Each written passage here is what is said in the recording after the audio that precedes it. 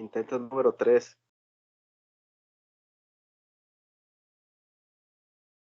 Y ahora sí. Somos el equipo C de la materia Impuestos Indirectos impartida por el profesor Tomás Francisco Morales Cárdenas. El equipo está conformado por Carlos Alexander Pérez Acosta, Celeste Rueda León, Azael Méndez Hernández, Diana Karen Torres Pérez y una servidora, Jocelyn del Carmen Reyes Peralta. A continuación, expondremos el capítulo 4 de la ley del IVA para posteriormente explicar el caso práctico. Siguiente diapositiva. La siguiente. El artículo 19 de la ley de IVA nos menciona que por uso o goce temporal de bienes se entiende el arrendamiento. El arrendamiento, como ya sabemos, es un contrato por el que una de las partes cede a otra el uso temporal de una cosa, mueble o inmueble, por una cierta cantidad de dinero. También se entiende el usufructo. El usufructo, pues, es el cual podría decirse que es un derecho por el que una persona puede usar los bienes de otra y disfrutar de sus beneficios, con la obligación de conservarlos y cuidarlos como si fueran propios.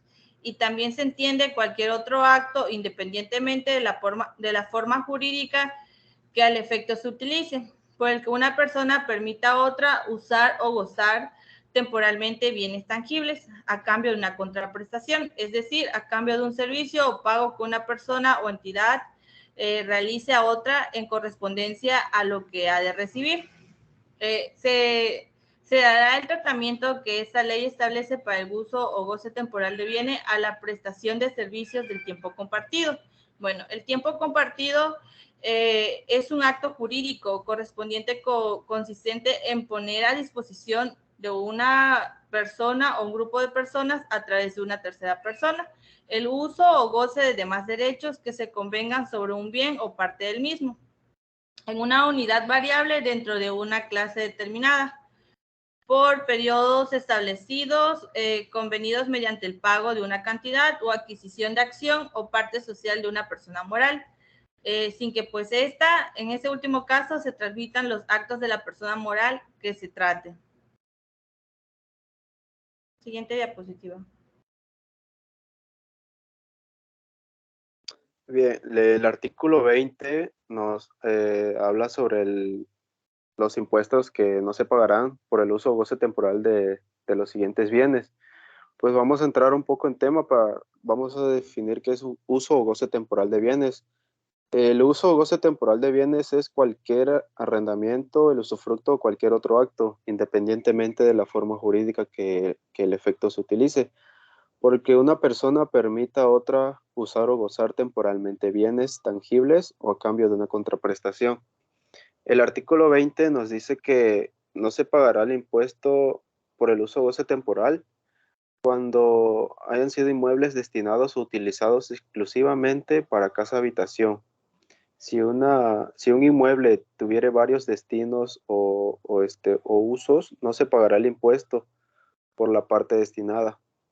Y en la parte 3 nos dice que por fincas dedicadas o utilizadas solo para fines agrícolas o ganaderos.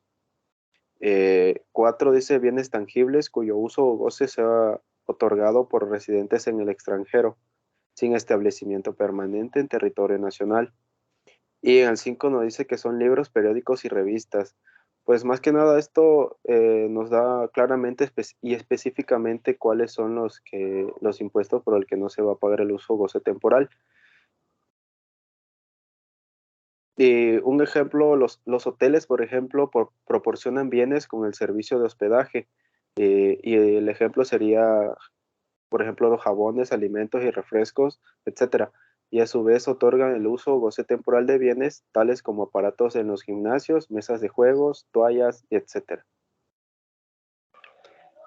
En el artículo 21 nos habla sobre los efectos de esta ley, que se entiende que se concede el uso o goce temporal de un bien tangible en territorio nacional cuando en este se encuentra en el bien en el momento de su entrega material a quien va a realizar el uso o goce. Como por ejemplo, nos dice que el uso o goce temporal de bienes es el acto independientemente de la forma jurídica, con la que se denomine por el que una persona permite a otra usar o gozar temporalmente bienes tangibles a cambio de una contraprestación.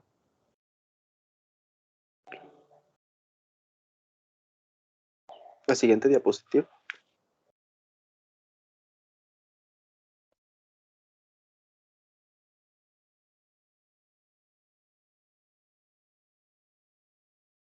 Ok, ahora continuando con la exposición, hablaremos sobre lo que es el artículo número 22, el cual es el momento en que se tendrá la obligación de pagar el impuesto. Cuando se otorga el uso o goce temporal de un bien tangible, se tendrá la obligación de pagar el impuesto en el momento en el que quien efectúa dicho otorgamiento cobre las contraprestaciones derivadas del mismo. En la ley del IVA podemos encontrar, por ejemplo, que en el artículo número 1, número primero B, dice claramente que las contraprestaciones son efectivamente pagadas cuando se reciben, ya sea en efectivo, en bienes o servicios. También cuando se dan algunas otras, llamémoslas así, figuras como pueden ser los pagarés, algunos vales de despensa electrónicos, entre algunos otros. El artículo 23, por otra parte, es en el cual habla sobre la base del impuesto en el uso o goce temporal de bienes. Para calcular el impuesto en el caso de uso o goce temporal de bienes, se considerará el valor de la contraprestación pactada a favor de quien las otorga, así como las cantidades que además se carguen o cobren a quien se otorgue el uso o goce por otros impuestos, derechos, gastos de mantenimiento, construcciones, reembolsos, intereses normales o moratorios, penas convencionales o cualquier otro concepto. Más que nada aquí que hablamos, adicionado a lo que se cobra por el uso o goce temporal, estos, si llamémoslo así, otros conceptos que son como algunos añadidos que se les dan, por ejemplo, cuando, digamos, se daña ese bien que se está utilizando, esa contraprestación ya tiene que ir grabada con IVA. Ahora bien, ¿por qué es importante más que nada conceptualizar todos los artículos los cuales van referentes al uso o goce temporal de bienes? Más que nada se utilizan para poder emplearlos en lo que son los casos prácticos. Así que a continuación veremos cómo utilizamos más que nada esta base legal para poder entender cómo resolver un caso práctico.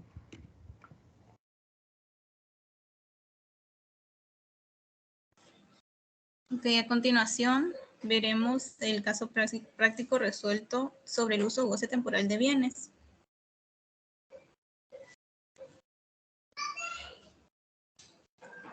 En la siguiente diapositiva podremos ver la información y la descripción acerca de este caso que nos menciona que el señor Contreras tiene dos inmuebles que otorgan renta. El primero es una casa de 970 metros cuadrados, de los cuales 290 metros cuadrados están destinados a casa habitación y el resto oficinas, y el segundo es un local comercial. En la siguiente tabla veremos la información y la descripción de todos estos detalles. Los metros cuadrados de la superficie total de la casa, que tenemos aquí como importe total, los 970.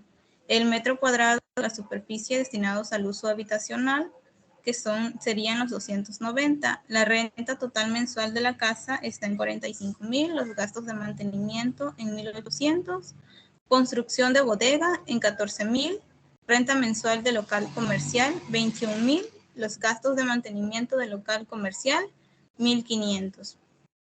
En la siguiente diapositiva veremos la descripción para poder respaldar esa información y ver en qué rubros entran nuestro caso práctico, que nosotros nos basamos de acuerdo a la ley del impuesto al valor agregado, utilizando el artículo primero.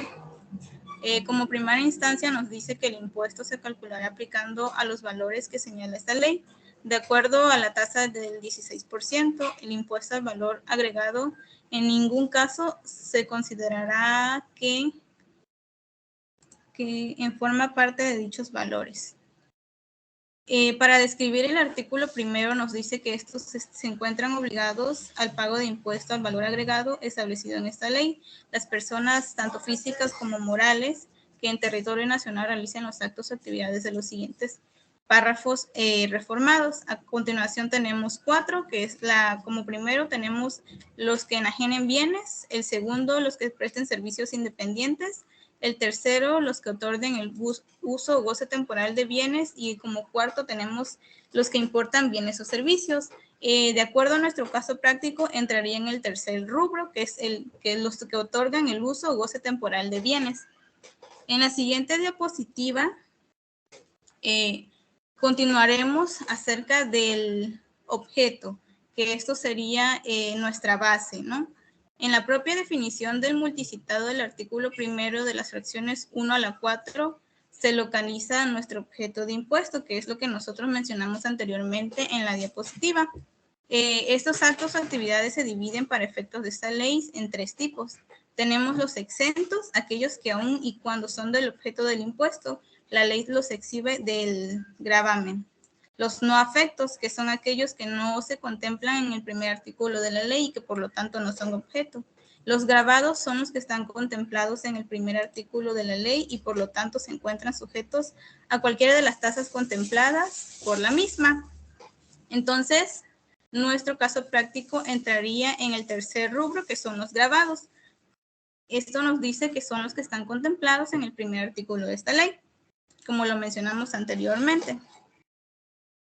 En la siguiente diapositiva, como punto número 1, tenemos la determinación del porcentaje sujeto al IVA.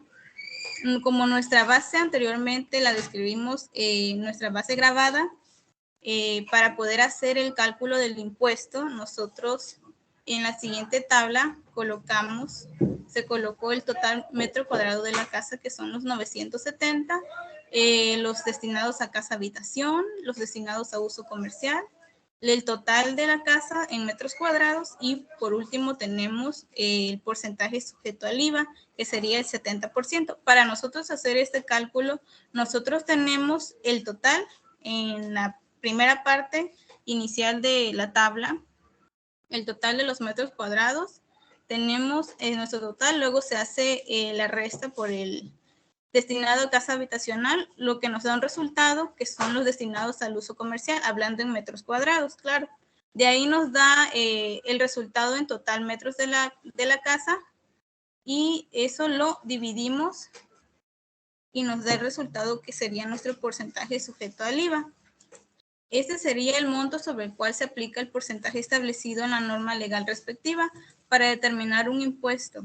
En el IVA, la base gravable se determina en función del valor de los actos o actividades gravados de conformidad con cada uno de los objetos antes señalados.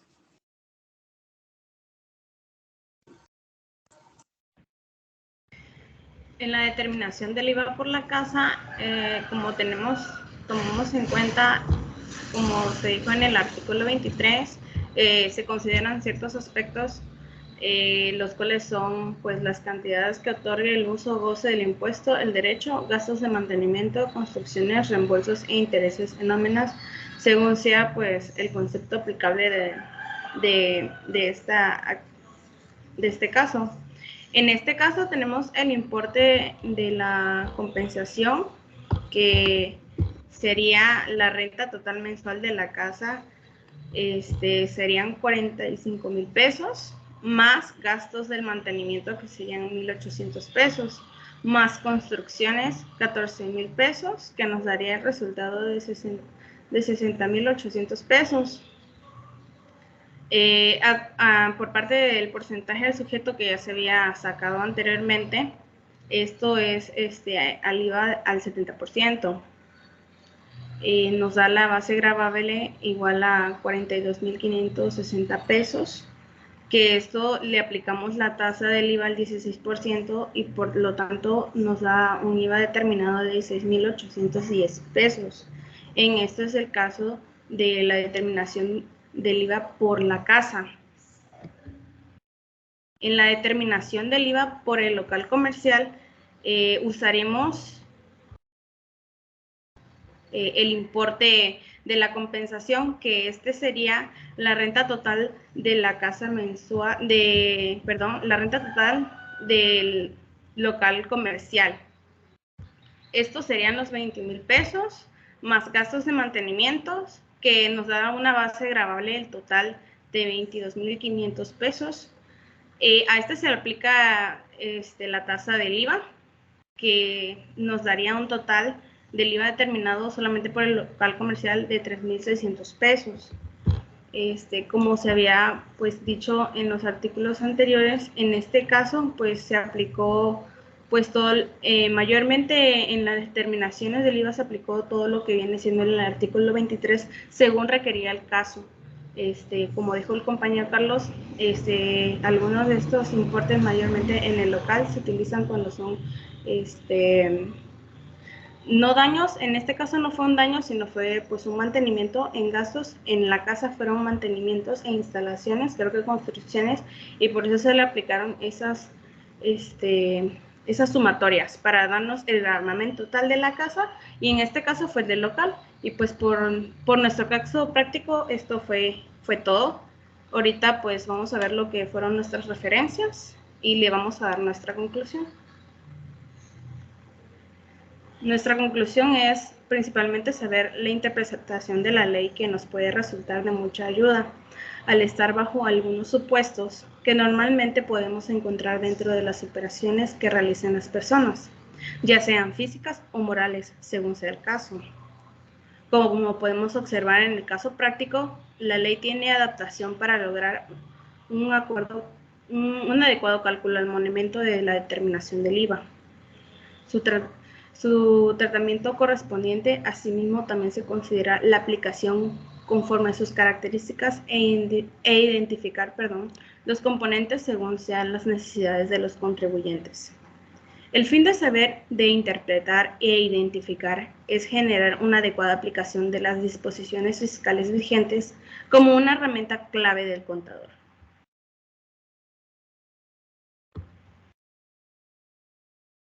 Tomamos en cuenta las referencias pues por parte de la Cámara de Diputados, que fue la ley del IVA, del impuesto del valor agregado, y del libro de Chávez Pérez, de la guía práctica del IVA. Por nuestra parte fue todo de nuestra exposición.